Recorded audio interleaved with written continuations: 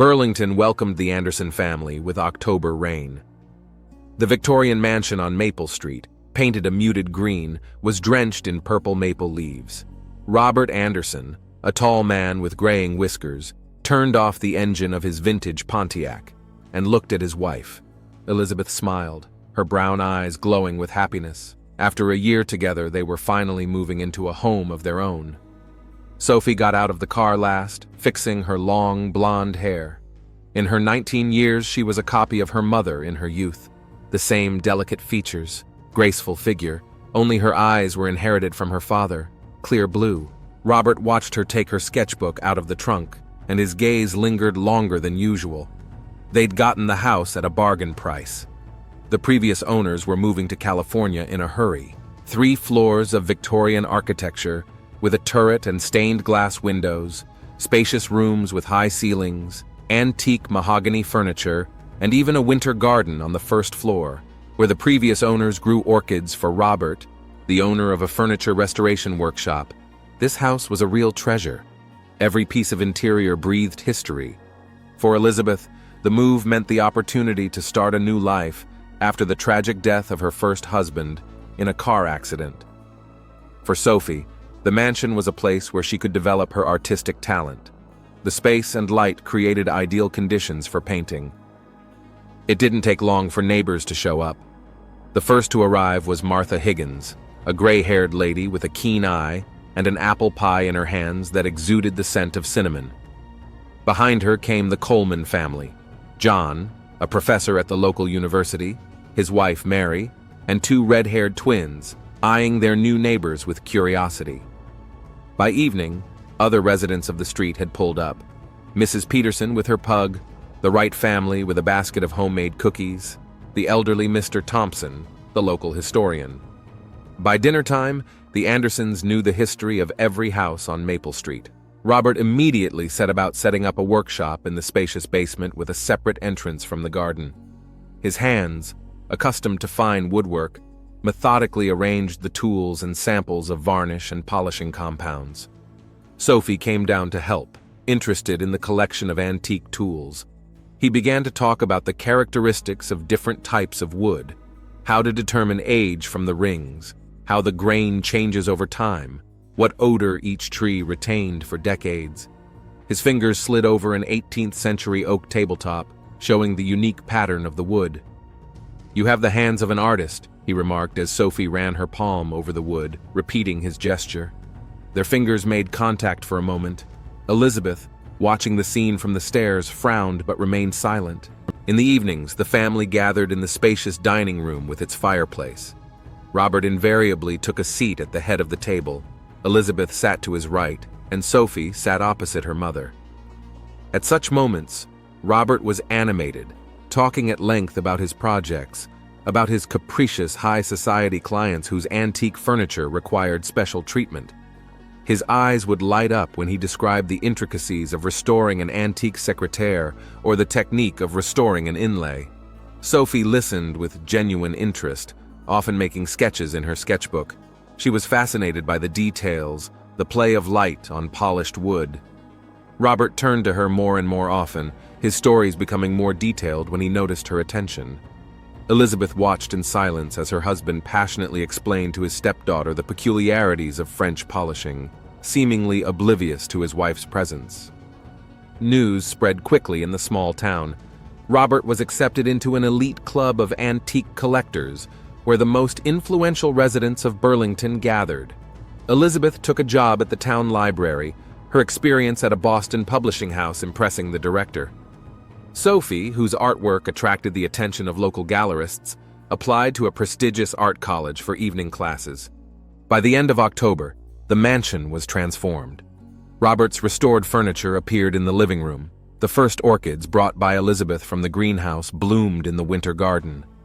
In Sophie's room, a professional easel was installed by the large window overlooking the garden. Robert personally handled its installation, carefully selecting the angle and height.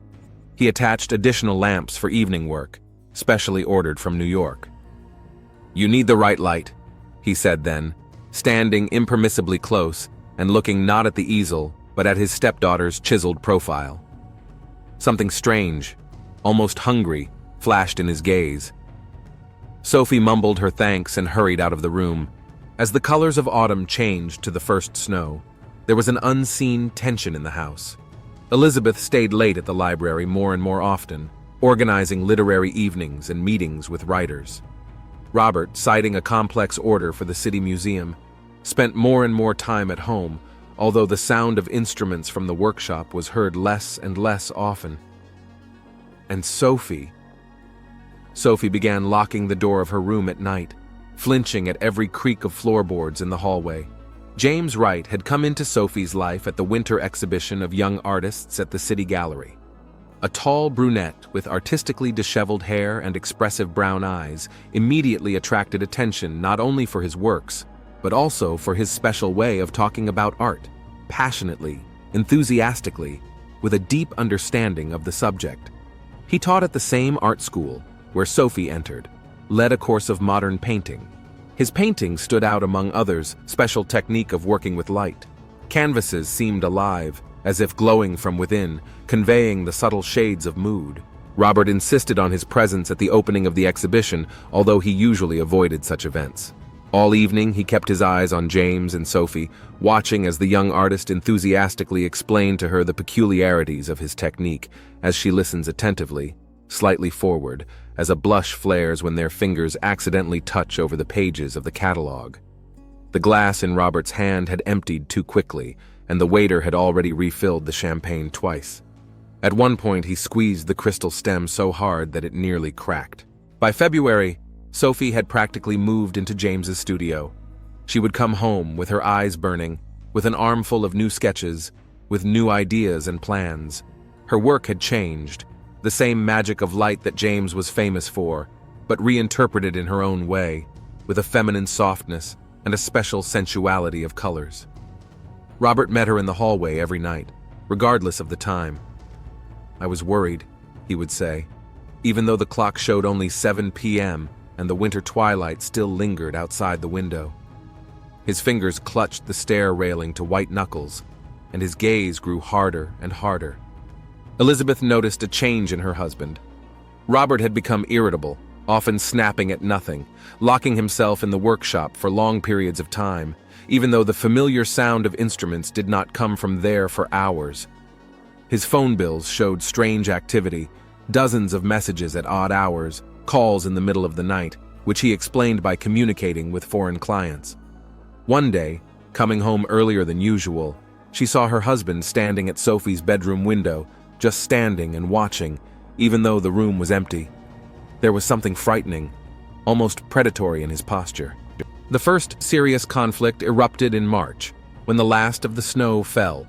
Sophie had announced at dinner that she was going with James for a weekend of plein air painting of spring landscapes in the mountains. Robert reacted with unexpected fury, his face turning purple. "That's out of the question. You will not go to the mountains with a man you don't know. I forbid it." "He's not a stranger to me," Sophie objected, and the same determination in her voice that had been Elizabeth's when she was young. "All the more so," Robert retorted, slamming his fist on the table with such force that the plates bounced. Elizabeth tried to intervene, to calm her husband, but he raised his voice at her for the first time in their marriage, and something foreign and unfamiliar flashed in his eyes. After the incident, the house had a new security system. A CCTV camera, ostensibly aimed at the front door, was actually capturing part of Sophie's room as well. "For security," Robert explained with feigned calm. "There's been an increase in thefts in the city." Sophie began to close the curtains tightly and increasingly stayed overnight at her friends' houses. At a family dinner in late March, Sophie was brave enough to announce the news. James had received a prestigious grant to study in Paris and offered her to go with him for the whole summer to prepare a joint exhibition. The glass in Robert's hand cracked with a dry clink, the dark red wine slowly spreading across the white tablecloth like blood. "I'm sorry," he gritted through his teeth, blotting the deep cut on his palm with a napkin, but his eyes remained dry and fearful. "I just don't want you to make an irreparable mistake." In early April, Elizabeth, searching for old photo albums, accidentally discovered a stash in her husband's workshop. The black leather album contained dozens of pictures of Sophie, taken furtively, on the street, in the garden, at the easel, through the window of her room. In some of the pictures, she was asleep. With trembling hands, Elizabeth hid the album in her closet, unable to find the strength to begin this conversation with her husband. In mid-April, Sophie missed the traditional family dinner for the first time. She stayed in James's studio to work on a collaborative project for a Paris exhibition. Robert sat at the table, mechanically cutting meat on his plate, his movements becoming increasingly abrupt. "She doesn't understand me," he said suddenly into the void without looking at his wife. "I want the best for her. That painter, he'll ruin her, use her, and leave her." Elizabeth remained silent, watching in horror as her husband clutched the table knife with whitened fingers as if preparing to strike. Anonymous notes began to appear in Sophie's mailbox, written in altered handwriting, but with a distinctive slant to the letters that she'd seen somewhere before. "He's no match for you. You deserve so much better. Don't do anything stupid that will ruin your life." The handwriting was vaguely familiar, but Sophie chased away the thought that she recognized it as her stepfather's handwriting from his greeting cards. By May, the house on Maple Street had fallen into a stifling silence. Sophie moved her easel away from the window and drew the curtains even during the day. Elizabeth was staying late in the library more and more often, avoiding dinners together and her husband's hard stare. And Robert had finally stopped hiding his gaze, which read something dark, dangerous, obsession-like. In his studio, Robert stared for long periods of time at a photograph hidden in an antique box. Sophie at her easel, a ray of sunlight tangling in her blonde hair, thin fingers holding a brush, a random drop of paint on her cheek. His hand trembled as he ran his finger over the glossy surface of the photograph. The obsession grew gradually. First, the innocent glances, the casual touches, the desire to protect. Then the obsessive thoughts, the sleepless nights, the growing rage at the thought of James. Robert caught himself remembering every dress Sophie wore, knowing the distinctive smell of her perfume, recognizing her footsteps on the stairs among the other sounds of the house. A stash of stolen items had appeared in the studio, a silk scarf forgotten on the banister, an accidentally dropped hairpin, a sketchbook. At night, he'd retrieve them, inhaling the faint scent. James was his nightmare. Young, talented, free, someone who could legitimately touch her, look at her, hug her. Robert despised his paintings, but he came to the exhibitions every time, to follow their encounters. Every evening, he would go up to his office with a glass of whiskey and stare for a long time at the window of the video surveillance program where a familiar silhouette flashed. The desire to possess Sophie had become a disease eating away at him from the inside. Elizabeth had become an obstacle, a stupid, uncomprehending woman, unable to see her daughter's peculiarity. Their marriage had become a farce, a cover for his true feelings. On such nights, Robert worked long hours in the workshop, polishing antique wood to a shine, imagining stroking Sophie's silky hair. The obsession demanded an outlet, and he knew sooner or later he would have to act. The wedding agency had decorated the living room with white lilies and light blue hydrangeas. Sophie had chosen this evening to announce the engagement, inviting close friends and neighbors. She stood in the center of the room in a peach dress that set off her porcelain skin. The sapphire in the ring on her finger glimmered in the light of the chandelier. James had chosen a stone to match her eyes. Robert watched her from the corner of the room, clutching his whiskey glass. He watched James carelessly place his hand on his stepdaughter's waist as she flattered his fiancée, tilting her head as she laughed. Each of their touches resonated with an ache somewhere under his ribs. "We're planning to get married in September." Sophie's voice tingled with happiness. "And then we'll go to Paris. James has been offered a contract with the Saint Germain Gallery." Elizabeth splayed her hands, crying with joy. A neighbor, Martha Higgins, was already discussing the details of the wedding menu. Someone turned up the music. The glass in Robert's hand cracked. No one noticed him leave the room. In the workshop, he snapped for the first time, toppled the workbench, broke a lamp, threw a can of varnish at the wall. He pulled an album of Sophie's photographs from his hiding place, frantically flipping through the pages. For 3 days, he'd been drinking at the last Sunset Bar on the edge of town. The bartender remembered Robert muttering something about betrayal and ingratitude. On the 4th morning, he came home, unshaven, red-eyed, and with a clear plan of action. He spent the entire day in his study, sending messages. Every word was drenched in bitterness and rage. He watched Sophie reading them in the garden, the way her face changed. In the evening, she tried to show the messages to her mother, but Elizabeth lingered in the library. At 12:30, Robert heard footsteps on the stairs to the workshop. He had been waiting for this moment. Sophie entered resolutely, clutching the phone in her hand. A navy-colored silk scarf flowed over her shoulders. "I know it's you writing to me," her voice trembled. "And those notes are yours too. This has to stop. I'm going to tell Mom." Robert rose slowly from his chair. His fingers absent-mindedly stroked the polished surface of the antique desk. "Do you think he loves you? That boy?" His voice sounded unaccustomedly low. "He is incapable of understanding your beauty, your talent, not like I do." Sophie backed toward the stairs, tripping over a dropped instrument. Her scarf snagged on the corner of the workbench. "You're sick," she whispered. "I'm leaving." Robert moved with unexpected speed. In one motion, he yanked the scarf off. With his other hand, he grabbed Sophie around the waist. She tried to scream, but the silk was already wrapped around her neck. "If you can't be mine, you won't be anyone's." Those words were the last thing she heard. He wrapped the body in a tarp from the workshop. The old Pontiac started the first time. Robert knew the deserted road to the city park, knew the secluded gazebo with no security cameras. It had started raining when he staged the attack. The drops washed away the footprints, torn clothes, scattered items from her purse. Everything had to point to a random sex crime. At 1 a.m., Robert came home.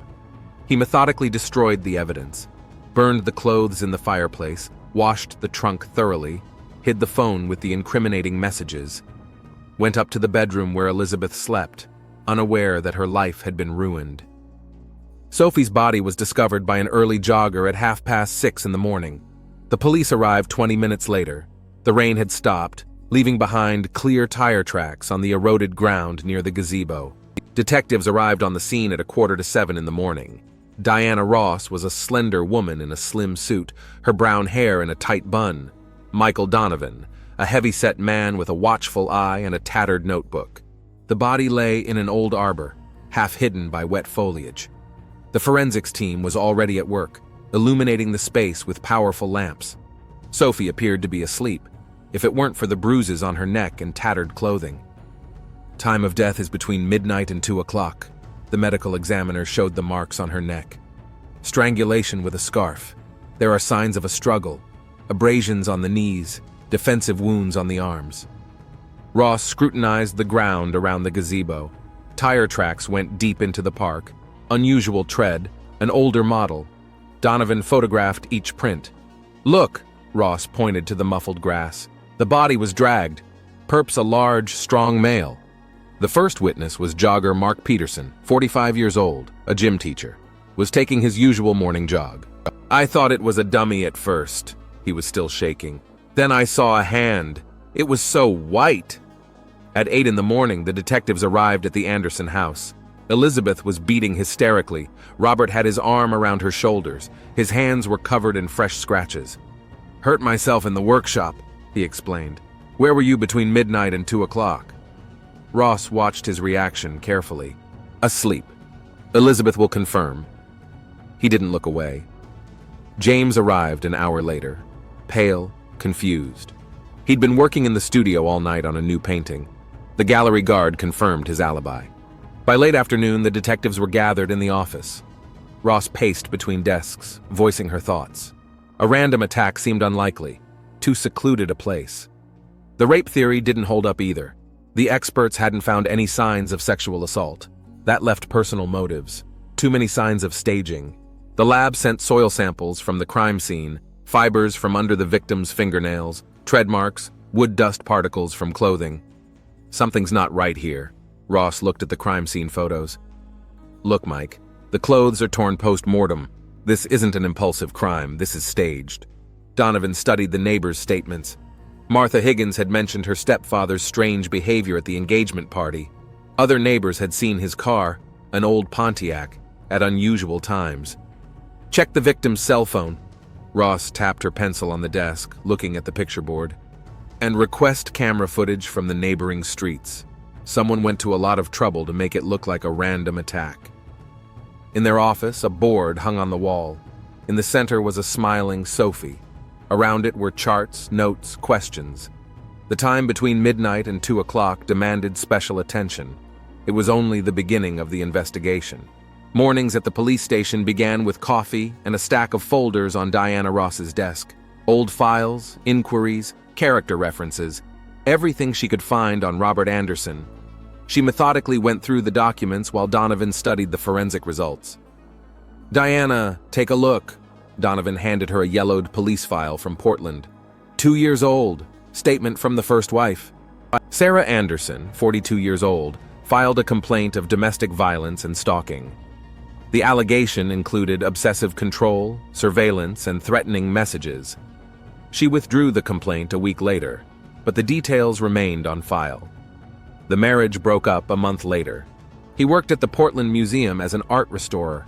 Ross made notes. Quit after the divorce, moved to Burlington, met Elizabeth at an antiques show. There was a knock on the door. The results of the search of the workshop had arrived. Forensics found a hiding place behind a false panel. Inside was a leather-bound album. Ross flipped through the pages slowly, feeling her back grow cold. Sophie at the window. Sophie in the garden. Sophie sleeping. Some of the photos were clearly taken from the street through a telephoto lens. Others are sneakily in the house. The last pictures are of her with James, the frames blurred, as if the photographer was shaking with rage. "Call him in for questioning!" Ross set the album aside. Robert Anderson sat in the interrogation room, keeping an outwardly calm demeanor. Only his fingers gave away the tension as they continuously fiddled with a button on the sleeve of his expensive jacket. "Tell me about your relationship with Sophie." Ross sat down across from him. "I loved her like a daughter. I wanted to protect her." "Protect her from what, Mr. Anderson?" "From mistakes. That artist. He would have left her." Donovan silently placed the album of photographs in front of him. Robert turned pale. A button came off and rolled across the table. Meanwhile, another group of detectives were working the evidence. The fibers under the victim's fingernails belonged to a rare brand of cashmere sweater. They found the exact same one in Robert's closet, recently washed but with signs of struggle. Elizabeth brought her daughter's diary to the station. Her hands trembled as she handed over the leather-covered notebook. "I found it yesterday while sorting through my things." Her voice trailed off. "I didn't know. I didn't see it." The last entries were dated the week before the murder. Sophie wrote of growing fear, of her stepfather watching her, of accidentally touching her, of standing under her door for long periods of time at night, about how she is afraid to be alone with him in the workshop. Tech recovered deleted messages from Robert's phone. "You belong to me. He doesn't deserve you. I won't let you leave anyway." The lab confirmed the wood dust on the victim's clothes was identical to the samples from the workshop. They found rare particles of antique oak. Robert was working on restoring an antique dresser just before the murder. A surveillance camera from the house across the street caught his Pontiac the night of the murder. Car left at 1:30, came back early at 2 o'clock. Tread marks at the crime scene were a perfect match. That evening, Ross and Donovan stood at the evidence board. The picture was becoming clearer. A story of obsession turned violent. The story of a man who couldn't accept losing control over the object of his morbid desire. "Arraignment tomorrow." Ross folded the documents into a folder. "The circle is closed." They ran into James in the hallway. He had aged over the days, gaunt. In his hands, he held a folder of Sophie's drawings. "She wanted to exhibit them in Paris," he said quietly. "She had such talent." Ross squeezed his shoulder silently.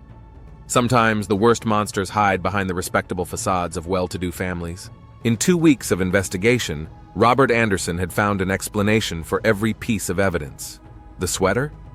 Sophie was a frequent visitor to the workshop, could have accidentally left fibers behind. Photographs? Fatherly concern, wanted to preserve memorable moments. Wood dust on the clothes? She was helping him with the restoration that night. Car at an unusual time? He had insomnia, went out for some air. The town was buzzing with rumors. The supermarket was whispering behind Elizabeth's back. James closed the exhibition of his works. He couldn't see Sophie's portraits. Neighbors stopped saying hello to Robert. The interrogations continued every day. Robert held firm. His lawyer refuted every accusation. "Prove that it was him who sent those messages," the defense attorney demanded. "The phone could have been hacked." "Explain the tire tracks," Ross insisted. "I drive by the park a lot. The tracks could have been left earlier." The daughter's diary? The sick imagination of a girl who's read a novel. Ross sensed he was lying, but the evidence was circumstantial. A jury could doubt it. The breakthrough happened on Friday. Donovan was reviewing the neighborhood camera footage for the 100th time, and he noticed something that had been missed before. At 1:15 a.m., Robert's Pontiac stopped at a stoplight on Maple Street. The camera caught him getting out to check the trunk. For a second, his face, and a bloody scratch on his cheek, flashed in the flashlight's light. The next morning, they called the coroner's office. They found not only sweater fibers under Sophie's fingernails, but also skin particles. The DNA was an exact match to Robert's. "Explain the origin of the scratch, Mr. Anderson." Ross placed the enlarged camera shot in front of him. Robert remained silent. His lawyer nervously rubbed his tie. "Your DNA was found under your stepdaughter's fingernails.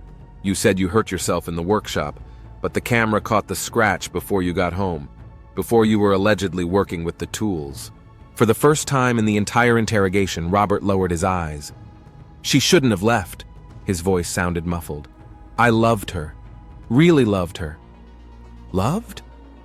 Donovan pitched forward. "You stalked her, photographed her secretly, threatened her, and when you realized she was slipping away, you strangled her." "She was mine." Robert looked up. There was no more pretense in his eyes. "Only mine, not his." The confession took 4 hours. He told everything, how he'd been following her for months, how he'd choked with jealousy when he'd seen her with James, how he'd decided that if he couldn't possess her, no one would. "I didn't plan the murder." His fingers trembled as he signed the statement. "She came to the workshop, said she was going to tell her mother, that she was going to Paris with him. I just couldn't let that happen." That evening, Ross and Donovan sat in the empty study. There was a confession on the table, 10 pages of obsession and insanity. "You know," Ross looked out the window at the subdued town, "sometimes the worst evil hides behind ordinary things, behind family dinners, behind a father's care, behind love."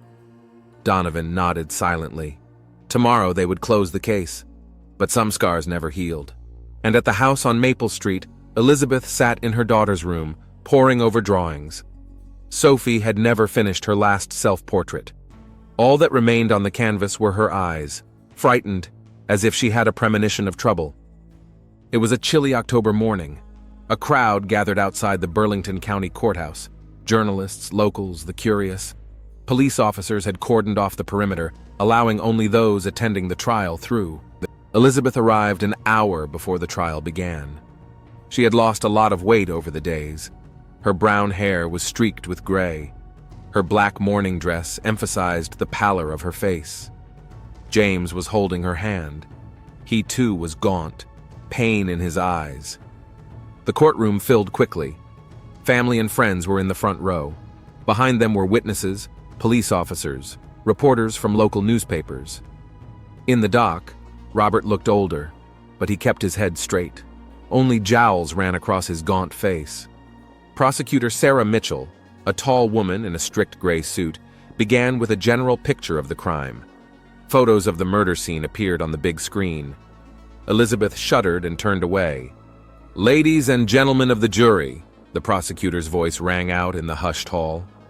"What we have before us is not just a murder. This is a story 2 years long.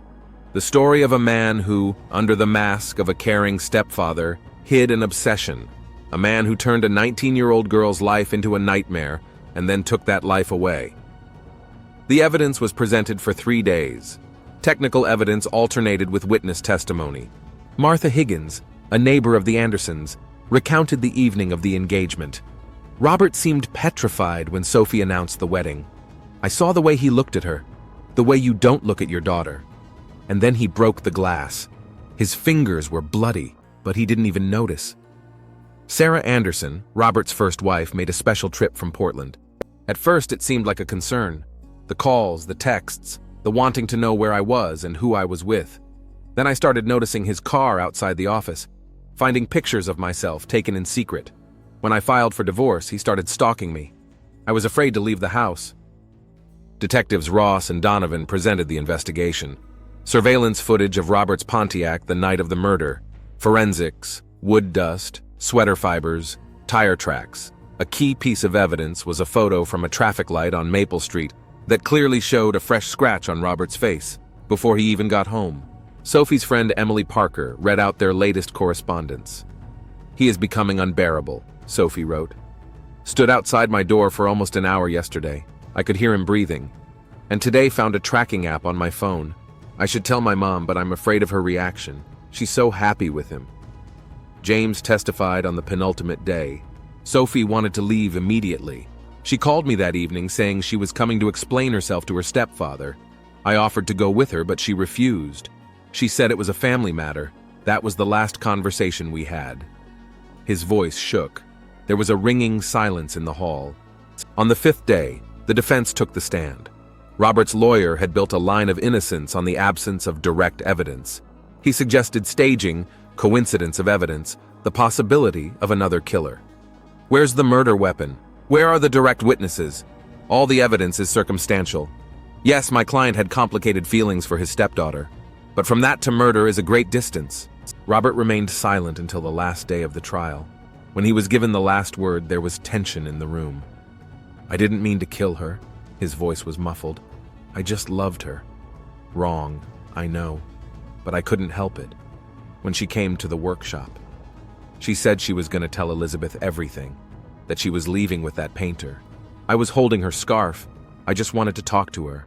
And then she screamed, and He fell silent, covering his face with his hands. The jury deliberated for less than 2 hours. The verdict was unanimous, guilty on all charges. The judge announced the sentence: life in prison without parole. Elizabeth didn't stay to hear her ex-husband's last word. As he was led away in handcuffs, she stood at the window in the hallway, looking out at the drizzling rain. Sophie was buried on Saturday. Leaden clouds covered the sky, drizzling light rain. The old city cemetery was covered in fall leaves. Sophie had chosen a white coffin, as Sophie had wanted. She had once mentioned it to James while working on another still life. She was lying in the same peach dress from her engagement party, her hair a golden halo on the pillow. In her hands, her favorite white lilies and her last unfinished self-portrait. The priest spoke of the transience of life, of the injustice of fate, of the light that does not go out. His words were drowned in the silent sobs of those gathered. Elizabeth stood motionless, not shedding a single tear. All tears ended the night she received the call from the police. James supported her, barely able to stand on his own 2 feet. The whole town came to say goodbye.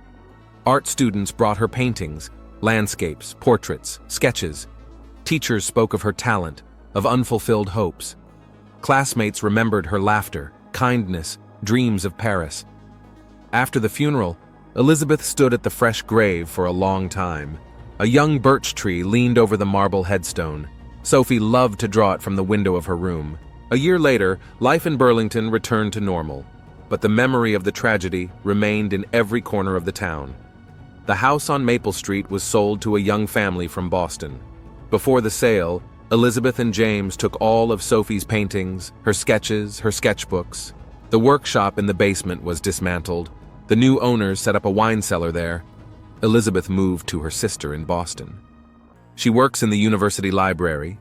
In the evenings leads art therapy for victims of domestic violence. The gray has completely whitened her temples, but there is a new expression in her eyes, a quiet determination. James opened the Sophie Clark Art School, a small building with large windows flooded with sunshine, her paintings on the walls and that unfinished self-portrait in the lobby. He never married, lives on art and memory. Detectives Ross and Donovan sometimes come to the cemetery. They bring white lilies, stand silently by the grave. This case has changed them, taught them to see the darkness behind respectable facades. the evil behind the mask of love. In a maximum security prison, Robert Anderson counts the days. In his solitary confinement cell is the only decoration, a photograph of Sophie at his easel. The prison psychiatrist notes in his notes, "Patient shows no remorse, considers his actions to be an expression of love." Martha Higgins planted white lilies in her garden. She says that sometimes at night she sees the silhouette of a girl with an easel at the old gazebo in the park. At the art school, new students are learning to see the beauty of the world. Above the entrance is a portrait of a smiling girl with a brush in her hand. On sunny days, it seems that she is about to step off the canvas, sit down at the easel, and start painting. But it's only the play of light and memory, which is stronger than death. The last page of the case is filed away. But this story will never end. It lives in paintings, in memories, in white lilies on a fresh grave, in the unfinished self-portrait, where the young artist's eyes look into eternity as if anticipating her fate. Burlington falls asleep to the rustle of autumn leaves, and in the old park, the wind sways an empty gazebo where one life was once cut short and dozens of others changed. Such is the price of obsession hidden under the mask of love.